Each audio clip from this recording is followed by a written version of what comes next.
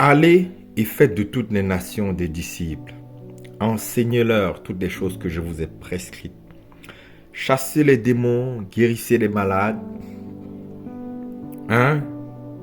Les boiteux, les paralytiques, toutes ces choses-là. C'est ce que Jésus-Christ a dit dans Matthieu 28. En fait, de la même manière, Jésus-Christ a envoyé ses disciples pour répandre la bonne nouvelle du royaume de Dieu.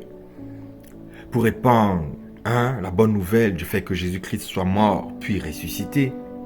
C'est de la même manière, l'ennemi ou des hommes spirituels, des maîtres spirituels, ont envoyé également dans le monde, sur les réseaux sociaux, leurs disciples, qui sont des antichrists, pour ne pas dire l'antéchrist, parce que l'antéchrist, c'est une personne qui viendra, mais qui sont des antichrists, qui ont une idéologie antichrist.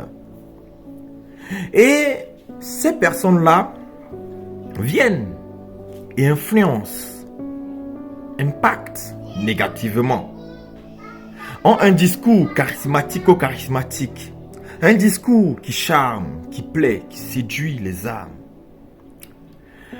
Et beaucoup de gens les croient, parce qu'ils arrivent avec la science, pour certains les miracles. Et, beaucoup de gens les croient. Et il faut faire donc attention. Ils ont des raisonnements obscurcis, l'intelligence flétrie. En fait, ils sont sous la puissance d'un esprit d'égarement. Parce qu'ils rejettent tout ce qui est de Dieu. Ils rejettent la religion. Mais ignorent que selon Jacques, ce n'est pas les religions telles que nous les voyons là qui sont la religion de Dieu. Parce que la religion selon Dieu, je résume, en gros, c'est de faire du bien à son prochain. C'est d'aider les pauvres, les orphelins, en tout cas tous ceux qui sont dans le besoin. Tu vois ce que je veux dire? C'est ça la religion selon Dieu. Donc les gens mènent un combat aujourd'hui contre les religions, pour ne pas dire la chrétienté. Et sous un aspect de bonne moralité, c'est-à-dire on peut voir que sur certains aspects leur combat est noble. Et quand ils te relatent les faits historiques, c'est vrai. Mais ils oublient parfois de prendre en considération les cœurs des hommes qui eux aussi, des impies qui ont rejeté Dieu, qui ont rejeté la loi de Dieu et qui vivent selon leur propre entendement ici. En gros, selon leurs pensées, selon leurs pulsions, selon leurs passions, selon ce qu'ils veulent, tu vois. Ils ne veulent pas se soumettre aux lois universelles établies par le Créateur. Donc, certaines personnes ont des idées, des raisonnements, une intelligence et des interprétations qui ont pour objectif de convaincre par l'esprit pervers, l'esprit séducteur, l'esprit de l'égarement qui les anime, de séduire les âmes, de plaire. Parce que les esprits qui les animent, eux-mêmes ne s'en rendent pas compte. Ils pensent que tout le fruit de leur raisonnement, de leurs paroles, ne vient que d'eux. Et quand on les écoute, beaucoup ont cherché Dieu un temps. Et Dieu ne les a pas encore répondu. J'ai bien mis encore. Ils ont donc leur cœur s'est donc endurci par rapport à la chose, à la réalité de Dieu. Tu vois, à toutes les choses qui concernent Dieu, leurs cœurs se sont fermés. Donc aujourd'hui, ce sont des influenceurs parce que tu vois, il fut un temps, il y avait beaucoup de sectes.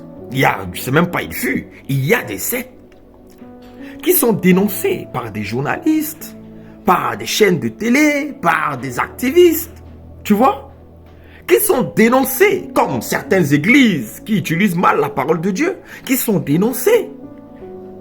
Tu vois ce que je veux dire? Mais le danger qu'on ne voit pas avec l'ère des réseaux sociaux, c'est qu'aujourd'hui, tous les antichrists, tous les maîtres penseurs, savants, spirituels sont sur la toile et embrassent du monde, engagent les gens. Les gens les suivent. Les gens sont convaincus par leurs paroles. Et donc, ils conduisent beaucoup d'âmes sur la porte spacieuse, large, qui mène à la perdition. Mais les gens ne s'en rendent pas compte. Parce qu'un aveugle peut-il conduire un autre aveugle? Si ce n'est pas le cas, tous deux donc tomberont dans une fosse, nous dit la parole. J'ai paraphrasé. Nous devons donc faire attention à qui nous donnons nos oreilles. Parce qu'il y a beaucoup d'influenceurs, beaucoup de coachs, beaucoup de penseurs, de professeurs, de personnes très pertinentes dans leurs propos. Parce que ce n'est pas des personnes qui sont bêtes, tu vois. Mais eux ont un esprit qui va te convaincre pour te mettre sur le chemin de la perdition. Et tu ne t'en rendras pas compte, tu vois. Tu ne t'en rendras pas compte. J'espère pour toi qu'il ne sera pas trop tard. Donc, réveille-toi et Christ, qui est la lumière du monde, qui éclaire tout homme qui vient au monde, t'éclairera. Réveille-toi, toi qui dors, et Christ t'éclairera. Beaucoup donc de ces personnes qui parlent bien, que tu suis, qui ont de belles paroles, de bons conseils, quelquefois. En fait, eux-mêmes ne savent pas qu'ils sont sous la direction et sous l'influence d'une entité perverse. Tu vois? Judas était animé. En fait, regarde même, Judas pensait bien faire. Parce que la manière de faire du Christ ne le convenait pas. Tu vois ce que je veux dire? Il pensait bien faire selon lui. Il est parti dénoncer Christ, ramener les soldats, après on a arrêté Christ. Tu vois? Mais il ne s'était pas rendu compte que le démon était rentré dans lui. Et il a fait faire ce qu'il était en train de faire. Ce n'est que quand il a vu que, en gros, il avait livré un innocent, il n'a point pu le supporter. Et il a fini par mettre ses jours à terme. Tu vois ce que je veux dire? Beaucoup de personnes viennent, parlent, nous disent beaucoup de choses.